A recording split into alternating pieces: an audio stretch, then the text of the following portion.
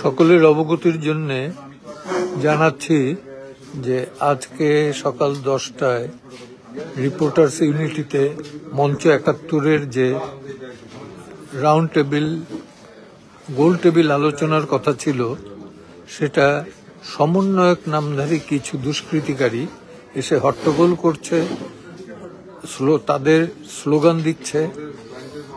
আমরা বুঝি এটা যে ক্ষমতাসীন ব্যক্তিদের দাপটেই তাদের এই দাপট।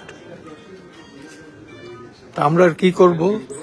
এই দেশে যে মত প্রকাশের স্বাধীনতা কতটুকু আছে, সাংবাদিকদের সমিতির একটা ইউনিটি রিপোর্টার্স ইউনিটি ফোরামের অফিসে বসেই এই গন্ডগোল, এই গ্যাঞ্জাম, এ থেকেই বোঝা যায় যে দেশে সংবাদপত্রের স্বাধীনতা, মত প্রকাশের স্বাধীনতা এ কতটুকু আছে। আর আমরা তো অন্য কিছু না, আমরা 71-72-এর সংবিধান, মুক্তিযুদ্ধ, জাতীয় পতাকা, জাতীয় সঙ্গীত, এর সাথে কোনো কম্প্রোমাইজ করতে রাজি না।